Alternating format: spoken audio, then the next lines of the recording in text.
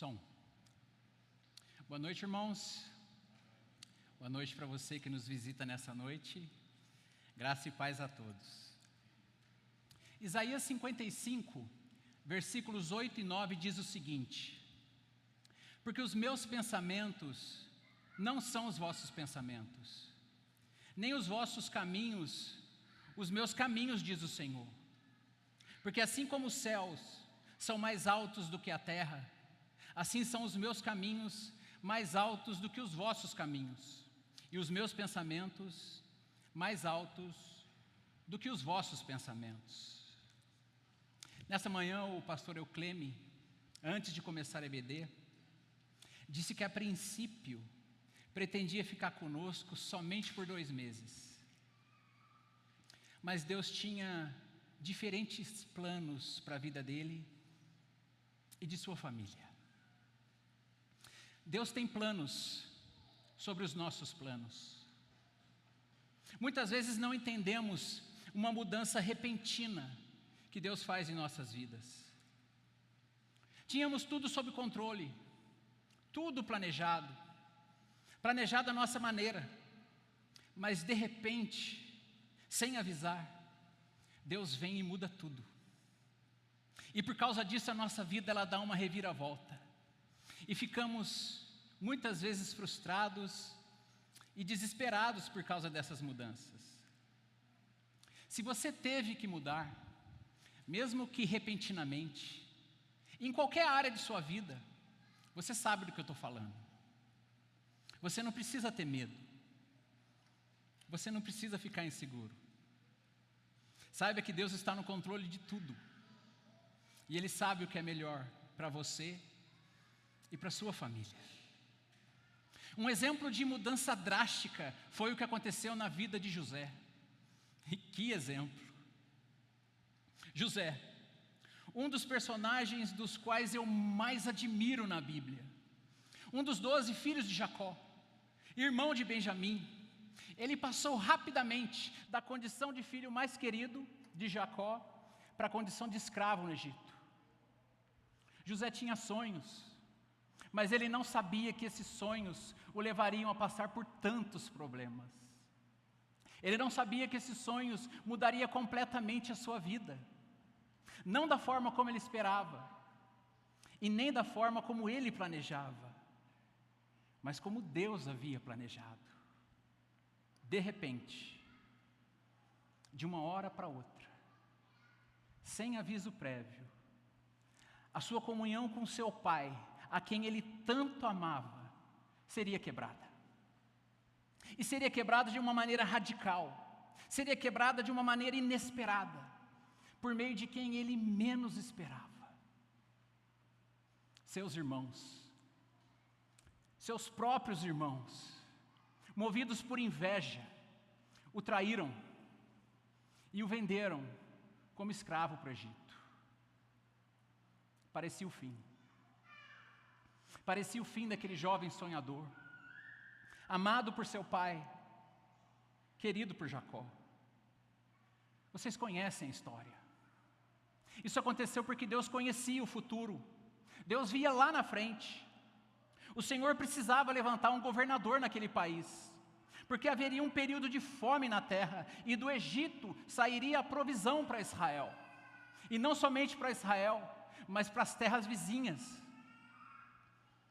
Mais tarde, quando José olhou para trás em sua vida e viu as coisas pela perspectiva divina, ele percebeu que Deus tinha outros planos para a sua vida, planos diferentes dos dele, e que todos os desafios que ele havia enfrentado fizeram parte desse plano maior de Deus para salvá-lo, bem como todos os seus familiares, da fome terrível que assolou o Egito e toda a circunvizinhança. Um outro exemplo de quem sofreu uma mudança drástica em sua vida foi o apóstolo Paulo. E nós vamos falar sobre ele nesta noite. O apóstolo Paulo tinha planos de ir para Roma, de visitar os seus irmãos da igreja de Roma e de passar um tempo com eles. E depois disso, ser encaminhado por eles para a Espanha.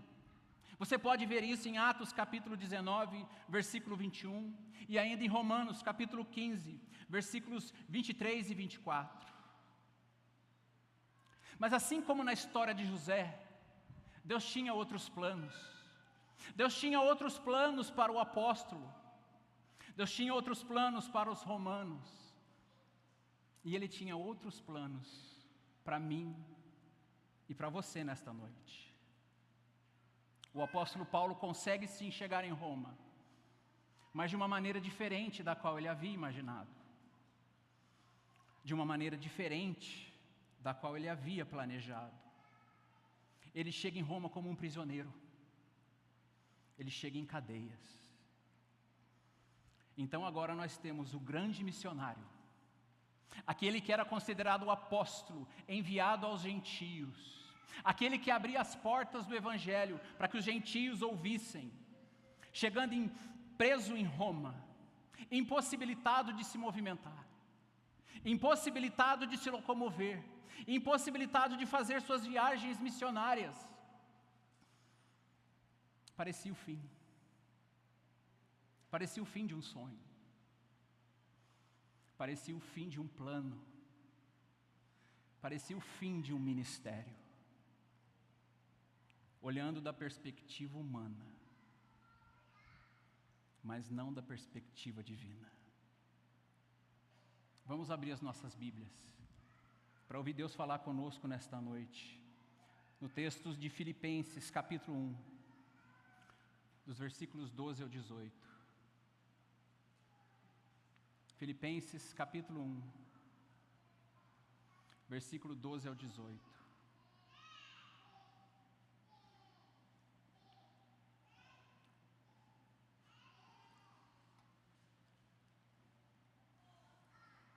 Eu vou ler com os irmãos na revista atualizada. Filipenses capítulo 1, versículos 12 ao 18, diz assim: Quero ainda, irmãos, cientificar-vos de que as coisas que me aconteceram têm, antes, contribuído para o progresso do Evangelho, de maneira que as minhas cadeias em Cristo se tornaram conhecidas de toda a guarda pretoriana e de todos os demais. E a maioria dos irmãos, estimulados no Senhor por minhas algemas, ousam falar com mais desassombro a palavra de Deus. Alguns, efetivamente, proclamam a Cristo por inveja e porfia. Outros, porém, o fazem de boa vontade. Estes, por amor, sabendo que estou incumbido da defesa do Evangelho. Aqueles, contudo, pregam a Cristo por discórdia, insinceramente, julgando suscitar tribulação às minhas cadeias. Todavia, que me importa? Uma vez que Cristo, de qualquer modo, está sendo pregado, quer por pretexto, quer por verdade, também com isto me regozijo. Sim, sempre me regozijarei. Quando Paulo escreveu esta carta, a música de fundo que ele estava ouvindo era uma música alegre. Alegria é um dos temas dessa epístola. Talvez a música que ele estivesse ouvindo fosse o Salmo 96. Se você esteve conosco nesta manhã, você entendeu o que eu falei. O apóstolo Paulo estava preso em Roma quando escreveu essa carta aos Filipenses. Esta é uma das chamadas cartas da prisão, ou epístolas da prisão. Paulo a escreveu depois de ter recebido a visita de Epafrodito. Epafrodito era um membro, talvez um dos líderes da igreja de Filipos, e ele esteve em Roma para trazer uma oferta especial para o apóstolo, e ainda informações a respeito da igreja de Filipos. Paulo, quando escreve aos Filipenses, ele tem 3 motivos em mente. Primeiro, ele escreve para agradecer aos Filipenses pela oferta recebida. Segundo, ele escreve para orientar a igreja a respeito de alguns assuntos práticos e teológicos que foram trazidos por ele através de Epafrodito. E terceiro, para encorajar os irmãos daquela comunidade, encorajar para que eles permaneçam firmes diante das notícias que eles haviam recebido a respeito dele. Os filipenses haviam ouvido relatos assustadores a respeito de Paulo. Relatos de que ele havia sido preso, relatos de que ele havia sido detido, e relatos de que ele havia sido enviado a Roma. Eles estavam profundamente preocupados com aquele que um dia havia sido seu pastor. Nos versículos 1 a 11, os quais nós já vimos há um tempo atrás, Paulo ora pela igreja de Filipos. E nessa oração, ele fala das lembranças que tinha de quando passou por lá evangelizando. Nessa oração ele demonstra uma profunda gratidão por aqueles irmãos, pela cooperação deles no evangelho, o ajudando financeiramente, mesmo quando ele estava preso. Paulo tinha um profundo desejo no seu coração de pregar o evangelho em Roma, porque Roma era na época a cidade mais importante do ministério. E ele sabia, Paulo sabia, que se ele conseguisse entrar em Roma com o evangelho de Cristo, isso seria um feito grandioso, isso seria um feito notável, tendo em vista que a cidade de Roma estava com mais ou menos 1 milhão de pessoas naquele momento, e o evangelho poderia ser espalhado por todo o império. Paulo conseguiu realizar esse sonho de chegar em Roma, mas não do jeito que ele imaginava, e nem do jeito que ele planejava. E como que ele planejava? Como um missionário, ele planejava chegar em Roma como um missionário, como um evangelista, pregando nos anfiteatros e nas arenas públicas de Roma, não como um prisioneiro, acorrentado, vindo direto de Jerusalém para ser julgado por César, onde provavelmente teria sua sentença de morte decretada. Ao chegar na cidade, Paulo ficou em prisão domiciliar por volta dos anos 60, 61 depois de Cristo, aguardando a sentença que viria de César. Parecia o fim de seu ministério. Mas foi aqui, nesta casa alugada em Roma, foi exatamente aqui, que apesar de suas circunstâncias, onde ele pregou alguns de seus maiores sermões. Não foram sermões no anfiteatro, não foram sermões nas arenas públicas como ele havia planejado, e não foram sermões para as multidões nas ruas de Roma, mas foram sermões para soldados romanos, para a elite dos guardas do império. A verdade do evangelho agora seria ouvida por esses oficiais, por essas sentinelas, que se revezavam noite e dia, algemados a Paulo. Esta verdade agora estava indo para dentro do palácio de César, para um lugar onde Paulo provavelmente nunca chegaria, para a própria residência de César. Nesse texto dessa noite, Paulo escreve um pequeno relatório aos filipenses sobre o progresso do evangelho, mesmo de dentro da prisão, sobre o progresso do evangelho, sobre o avanço do evangelho, mesmo de dentro da prisão. Paulo poderia estar se queixando, Paulo poderia estar murmurando, e ele poderia estar reclamando diante de toda a situação que aparentemente parecia o fim de seu ministério. Mas o apóstolo resolve ver toda essa situação por uma perspectiva divina, não por uma perspectiva humana. Vamos ao texto. Versículo 12. Quero ainda, irmãos, cientificar-vos de que as coisas que me aconteceram têm antes contribuído para o progresso do evangelho. Quero ainda, irmãos. Essa palavra ainda traz a ideia de continuidade. Paulo havia escrito aos filipenses que se lembrava deles. Ele havia escrito aos filipenses que era grato por eles e que orava por eles. E agora ele escreve porque ele quer que eles saibam de mais uma coisa: que as coisas que lhe aconteceram têm contribuído para o progresso do evangelho. O que é que ele quis dizer com isso?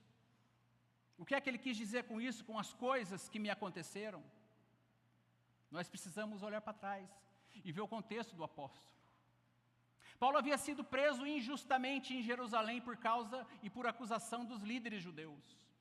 Ele passou 2 anos preso na fortaleza de Cesareia, onde foi interrogado por inúmeras vezes. De dentro dessa prisão ele ficou sabendo de um complô dos judeus para lhe tirar a vida. No entanto, antes que isso aconteça, ele apela para César. Em sua viagem para Roma, ele sofre um naufrágio, onde ele quase perdeu a vida. E agora ele está preso em Roma, aguardando o seu julgamento. As coisas que me aconteceram, então, estavam relacionadas a tudo isso. Estava relacionado ao seu contexto, ao contexto do apóstolo. A sua situação do ponto de vista humano, a situação do apóstolo, do ponto de vista humano, do ponto de vista dos filipenses, é terrível. Paulo, o apóstolo, o grande apóstolo, fora capturado. E agora está preso, aguardando o julgamento. Julgamento que pode lhe custar a vida. E isso parecia ser um grande atraso para o avanço do Evangelho. Um grande atraso para o avanço do reino. Mas do ponto de vista divino, essa prisão não está atrapalhando em nada. Pelo contrário. Nas palavras do próprio apóstolo, essas coisas que me aconteceram estão contribuindo para aquilo que ele chama do progresso do Evangelho, do avanço do Evangelho, até mais do que se ele estivesse livre. Interessante é que nesse momento, Paulo não está preocupado consigo mesmo, nem com o seu julgamento, que pode decretar o fim de sua vida aqui na terra. Ele não está preocupado consigo mesmo, mas ele está preocupado com o progresso, com o avanço do Evangelho. William Barclay diz que a palavra que Paulo usa aqui para progresso do Evangelho é muito expressiva. Trata-se da palavra procope. Este termo é usado particularmente para designar o avanço de um exército.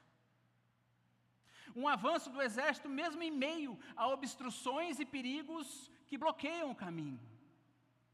Essa palavra também se aplica para o corte de árvores e toda a remoção de impedimentos que eram obstáculos para a marcha do exército. Sendo assim, a prisão de Paulo, longe de fechar as portas, elas abrem. Longe de ser uma barreira, desobstrui o caminho. E desobstrui a novos campos que jamais seriam alcançados de outra forma. O mesmo Deus então de Paulo, que há um tempo atrás usou o bordão de Moisés e a funda de Davi, agora está usando as suas cadeias. Isso é maravilhoso. Isso é maravilhoso para mim e para a sua vida. Paulo resolve trazer essas informações por escrito aos filipenses, para que eles, em face da oposição sofrida por causa do Evangelho, não ficassem desanimados, mas buscassem o discernimento daquilo de que Deus estava fazendo, e pudessem estar ainda mais confiantes no Deus que tem tudo sob seu controle.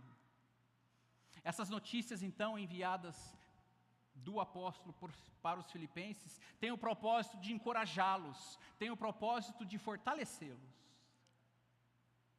Esse encorajamento de Paulo, que foi enviado aos filipenses e que está aí agora no seu colo, deve produzir esse mesmo efeito sobre mim e sobre você. Esse encorajamento deve produzir o mesmo efeito sobre nós. E que efeito seria esse? Diante de toda oposição e diante de toda resistência que enfrentamos por causa do Evangelho, seja no trabalho, seja na família, seja entre os vizinhos, seja na faculdade, seja na escola, seja no cursinho, enfim, diante de tantos obstáculos que enfrentamos e que vamos enfrentar, porque nós vamos enfrentar obstáculos por causa do Evangelho, nós vamos enfrentar. Nós precisamos ser fortes e corajosos, assim como Paulo. Nós precisamos ser fortes e corajosos, assim como Josué, e enfrentar esses obstáculos com discernimento, vê-los como oportunidades que Deus está nos dando de testemunharmos dele. Benjamin Warfield, um dos grandes teólogos do século XIX, disse certa vez: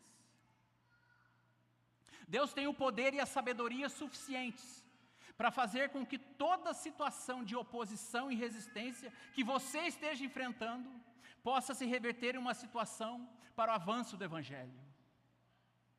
A pergunta é: você crê nisso? Será que cremos nisso? que Deus tem o poder e que Deus pode usar todas as nossas dificuldades, todos os nossos obstáculos e as nossas oposições que enfrentamos, neste exato momento que estamos enfrentando, neste exato momento, para fazê-lo ainda mais conhecido e para o avanço do seu reino? Será que nós cremos nisso? Que Deus pode reverter toda essa situação? Que possamos pensar nisso, que possamos meditar nisso. Paulo passa então, a partir de agora, a dar alguns detalhes específicos aos filipenses de como a sua situação está contribuindo para a expansão do Evangelho.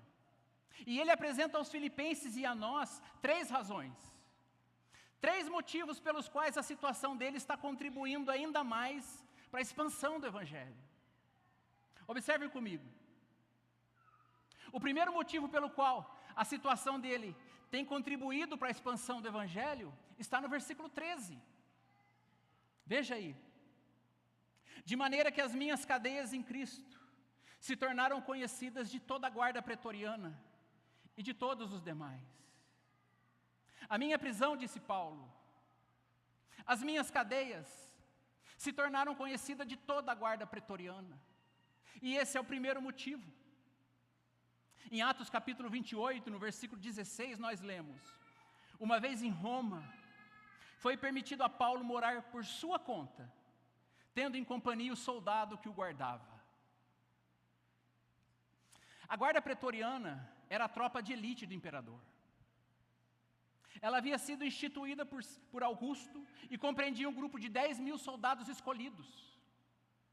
Augusto os havia mantido dispersos por toda Roma e por todas as aldeias. Tibério a concentrou em Roma, em um edifício especial, fortificado. Vitélio aumentou o número dessa guarda para 16.000 soldados escolhidos. Cada soldado cumpria um turno de 6 horas com Paulo. Seja de dia, seja de noite, Paulo sempre esteve na companhia de suas algemas e de pelo menos um soldado da elite romana, que se revezavam enquanto ele estava naquela prisão. Paulo teve então a oportunidade por 2 anos no mínimo, de pregar o Evangelho para 4 homens, para 4 oficiais romanos todos os dias, de falar do Evangelho de Cristo para esses homens. Paulo não podia fugir desses soldados. Porém, eles também não podiam fugir dele. Se não fosse assim, provavelmente que esses soldados nunca teriam ouvido o Evangelho de Cristo Jesus. As minhas cadeias então, vai dizer Paulo, se tornaram conhecidas de toda a guarda pretoriana. E eles vieram a saber a verdadeira razão pela qual Paulo estava preso. E não era porque ele se rebelou contra César ou contra Roma, mas era por causa de um homem chamado Jesus Cristo. Deixa eu te fazer uma pergunta. A tua circunstância te deixa limitado de pregar a Cristo? As circunstâncias nos deixam limitados de falarmos de Jesus?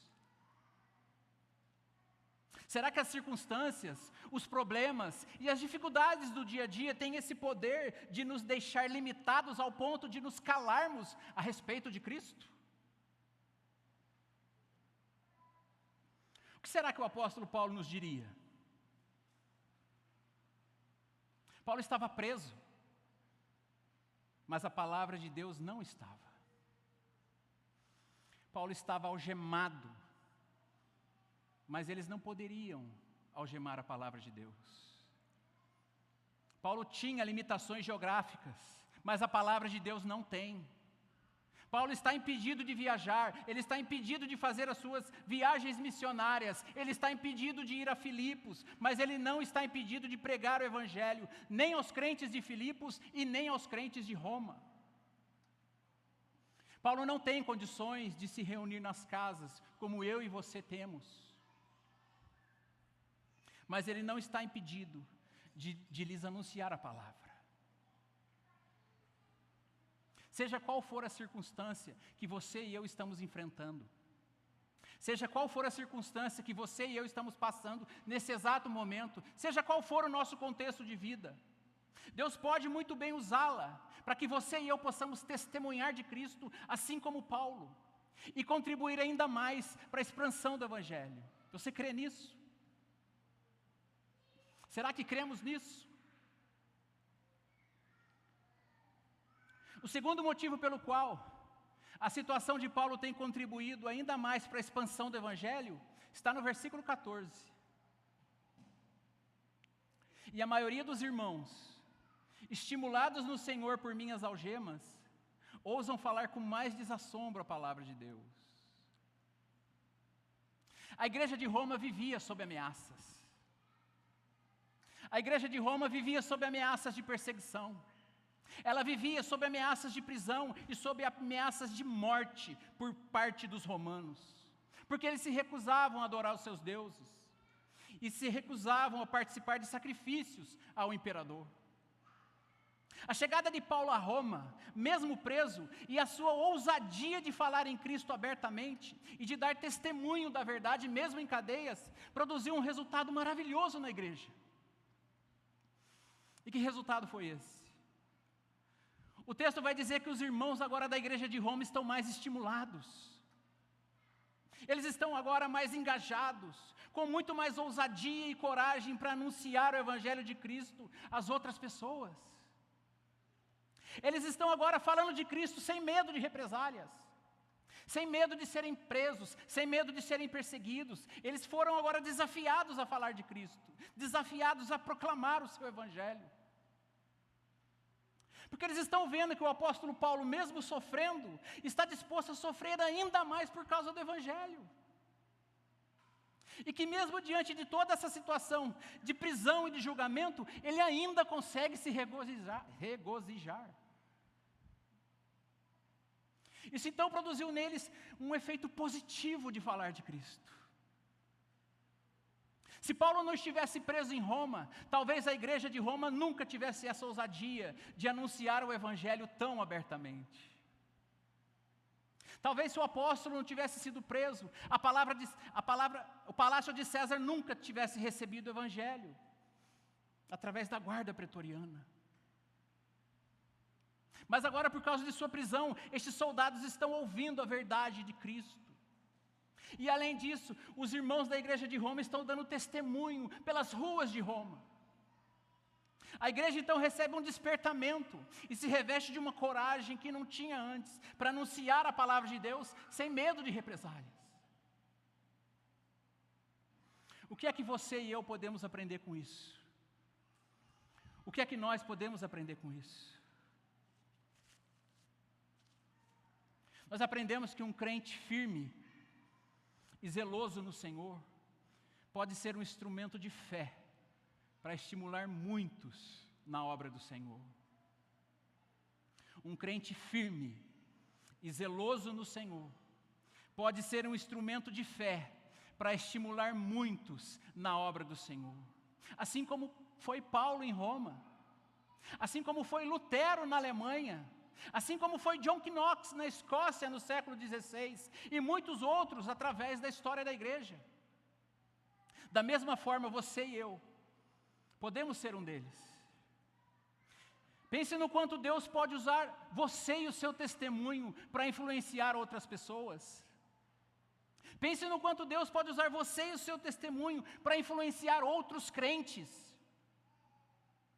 Pense qual seria o resultado na sua e na minha vida se tivéssemos essa mesma visão do apóstolo Paulo, se tivéssemos essa mesma disposição e ousadia dele. Qual seria o resultado? Certamente haveria um progresso ainda maior do Evangelho, e o nome de Cristo seria mais conhecido. O primeiro motivo pelo qual a situação de Paulo contribuiu para a expansão do Evangelho foi que as suas cadeias se tornaram conhecidas de toda a guarda pretoriana. O segundo motivo foi que com a sua prisão, os irmãos agora da igreja de Roma estavam mais estimulados para falar da mensagem do Evangelho sem medo de represálias. Mas Paulo agora nos apresenta mais um motivo E o terceiro motivo pelo qual a situação de Paulo tem contribuído para a expansão ainda maior do Evangelho está nos versículos 15 a 17. Versículos 15 a 17. Alguns efetivamente proclamam a Cristo por inveja e porfia. Outros, porém, o fazem de boa vontade. Estes, por amor, sabendo que estou incumbido da defesa do Evangelho. Aqueles, contudo, pregam a Cristo por discórdia, insinceramente, julgando suscitar tribulação às minhas cadeias. O que Paulo está dizendo aqui é que até os seus opositores estão contribuindo para o avanço do Evangelho. Até os seus opositores. E este é o terceiro motivo. No versículo 15, o que é que eles estão fazendo? Eles estão proclamando a Cristo. E no versículo 17, pregando a Cristo. Em outras palavras, Cristo está sendo proclamado. É o que Paulo está dizendo. Porém, nem sempre com a motivação correta. Por incrível que pareça, alguns irmãos ministros da igreja de Roma ficaram com inveja de Paulo. Ficaram com inveja de um homem preso. Diz o texto que alguns efetivamente proclamam a Cristo por inveja, por discórdia. É provável que com a chegada de Paulo e com a divulgação de sua fama por toda a cidade, que esses líderes da igreja de Roma já estivessem perdendo um pouco de seu prestígio, perdendo um pouco de sua popularidade. É provável que com a chegada de Paulo, seus nomes já não estavam sendo mencionados com tanta frequência. E isso os incomodou. Despertou neles um sentimento de inveja. O próprio apóstolo admite que esses irmãos estão proclamando a Cristo.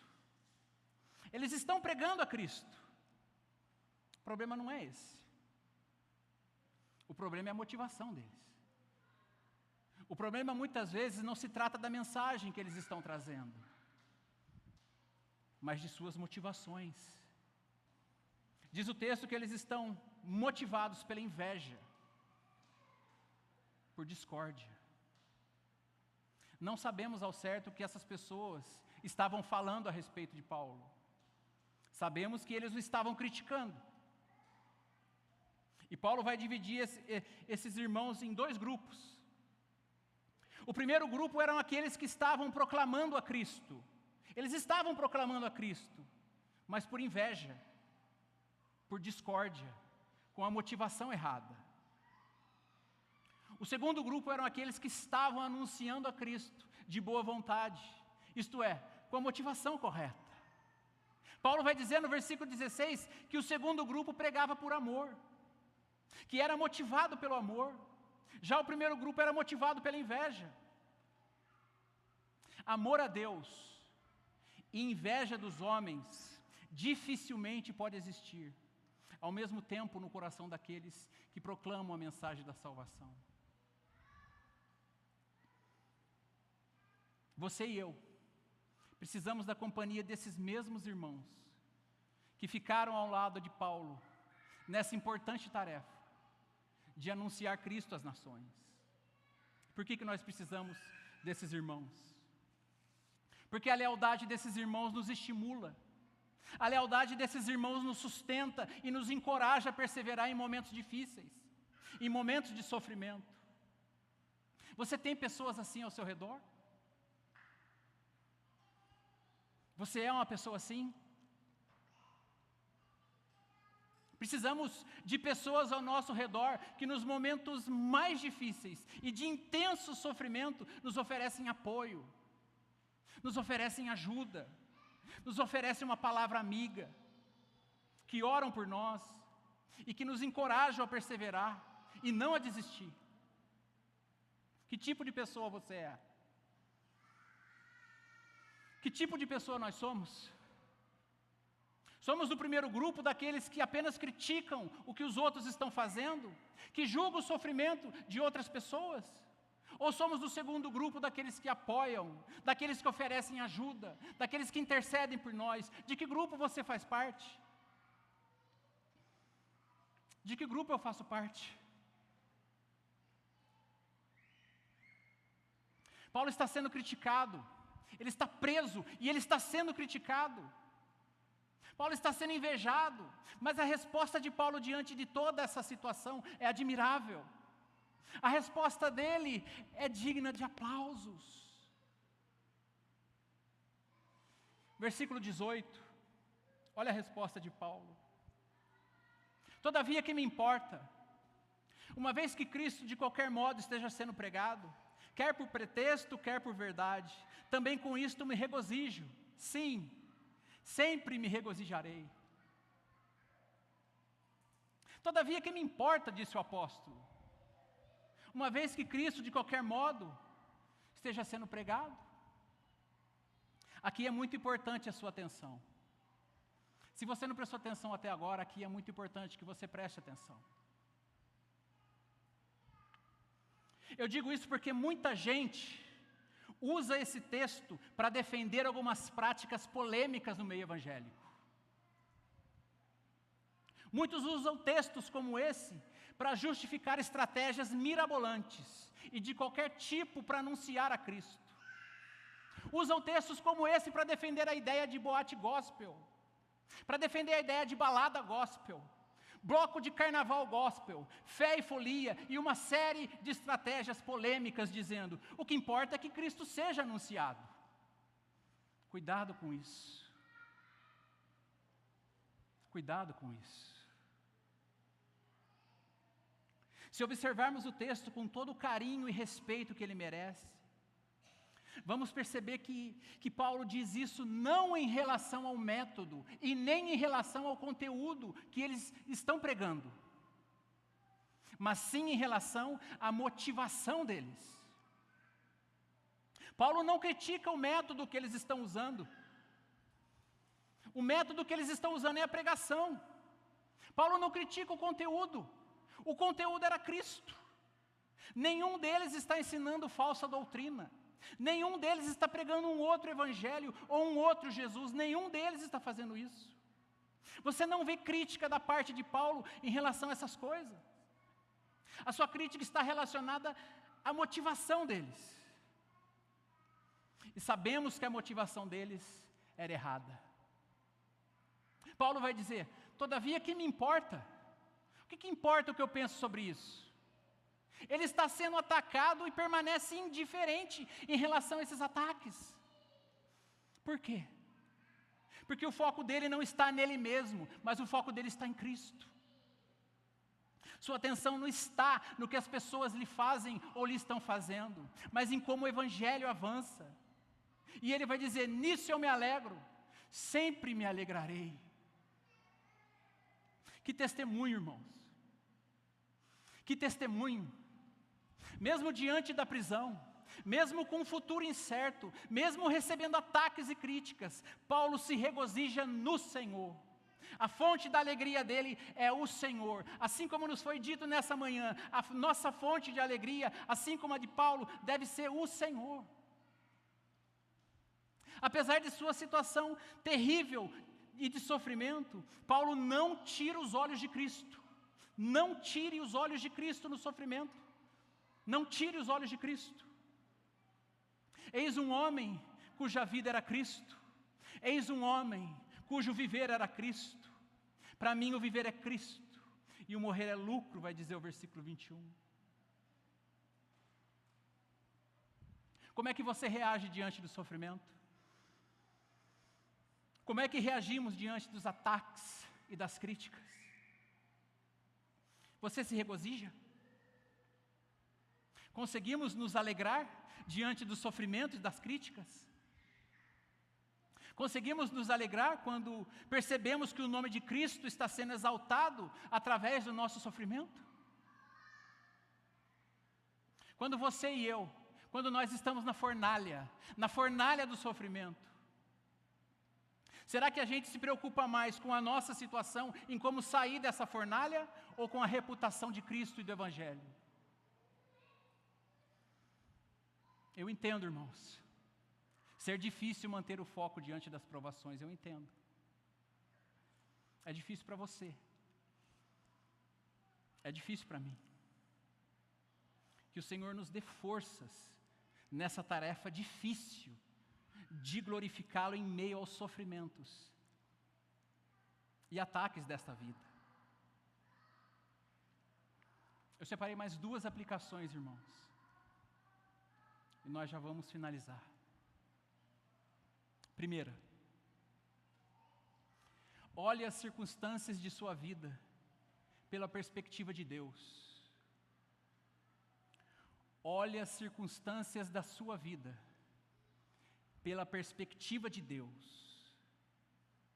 Paulo estava preso, acorrentado a um soldado romano, 24 horas por dia, que se revezavam em sua vigilância.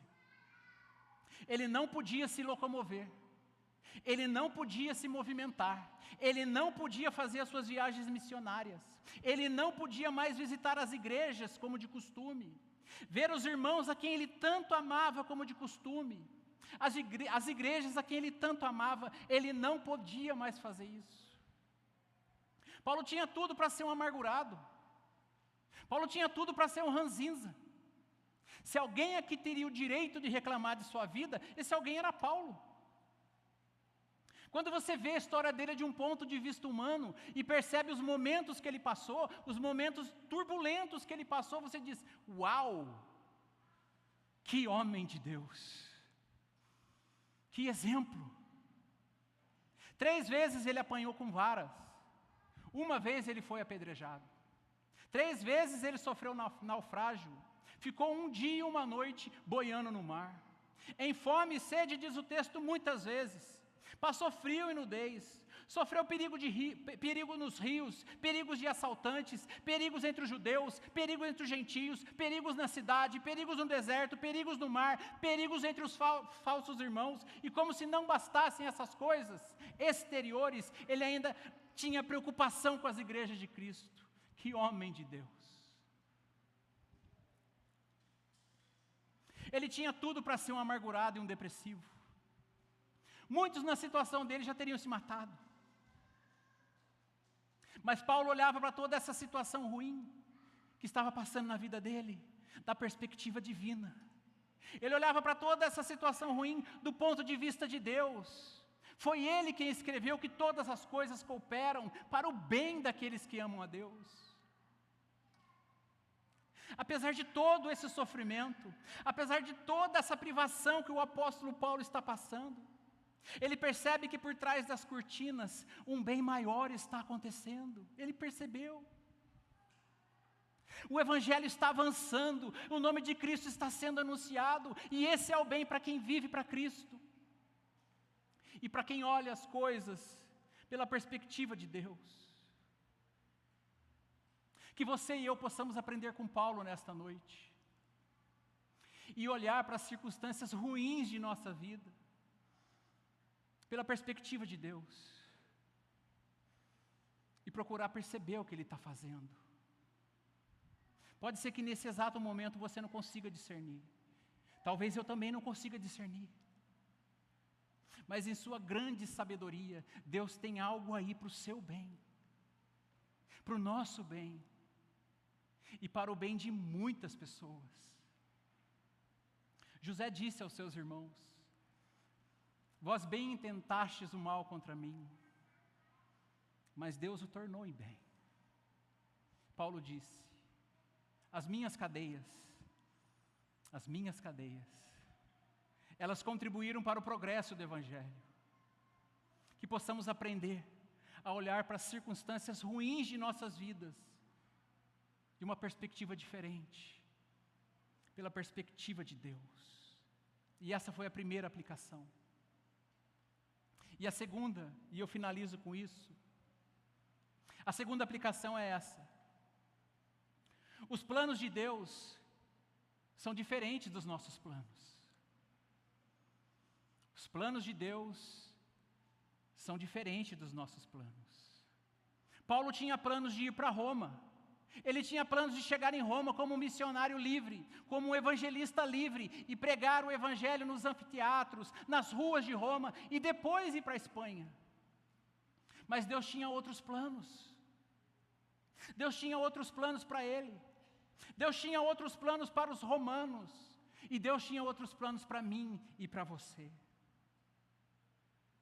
Pela graça e pelas misericórdias de Deus, em sua grande sabedoria e soberana providência, Deus colocou Paulo em uma situação que contribuiu ainda mais para o Evangelho. Contribuiu porque o Evangelho foi para dentro da casa de César, para dentro do palácio de César. Contribuiu porque os irmãos de Roma estão agora mais encorajados em anunciar a palavra sem medo de perseguição, sem medo de represálias. Contribuiu porque os próprios opositores de Paulo estavam agora anunciando o Evangelho. E contribuiu para mim e para você, porque de dentro dessa casa alugada, de dentro dessa prisão domiciliar, Deus fez com que Paulo escrevesse 4 cartas. 4 cartas que seriam imortais. Efésios, Filipenses, Colossenses e Filemão. 4 livros que estão aí à sua disposição, que você pode ler a hora que você quiser. Certamente a coisa que mais contribuiu para o progresso do Evangelho foram essas cartas de Paulo, que ele escreveu da prisão. Elas têm sido instrumentos de Deus para levar milhões de pessoas a Cristo e edificar o povo de Deus ao longo dos séculos. Os planos de Deus são diferentes dos nossos. Você não está aqui nesta noite por acaso. Você não está aqui por acidente. Você não está passando o que você está passando hoje na sua vida por acidente. O que está acontecendo com você agora mesmo e comigo tem um propósito maior. Por trás das cortinas está acontecendo algo que não conseguimos ver, mas que o Senhor está controlando. Eu é que sei que pensamentos tenho a vosso respeito, diz o Senhor. Pensamentos de paz, para vos dar o fim que desejais. Que o Senhor nos dê uma semana abençoada em sua presença. Vamos orar. Senhor, obrigado a Deus por mais esta noite que o Senhor nos permitiu que estivéssemos aqui, ó Pai, em tua presença. Obrigado pelos irmãos que aqui estão, ó Deus, que o Senhor os trouxe para ouvir a tua palavra, para adorar o teu santo nome. Que o Senhor nos ajude, ó Pai, a colocá-la em prática, mesmo diante das nossas circunstâncias, que muitas vezes são difíceis, Senhor. Que o Senhor nos ajude a glorificá-lo, Senhor, através das nossas circunstâncias, e fazer com que o teu reino avance cada vez mais, que o nome de Cristo seja cada dia mais conhecido. Nos ajude, Senhor, a vivermos a tua palavra, a vivermos de acordo com Cristo. Glorifica o teu nome através de nossas vidas. Glorifica o teu nome através dos nossos sofrimentos, ó Pai. Que sejamos, Senhor, uma carta escrita pelo Senhor, para que outros aí fora possam ver, ó Pai, a beleza de Cristo em nossas vidas. Com o perdão dos nossos pecados, te apresentamos esta oração. Em nome de Jesus. Amém.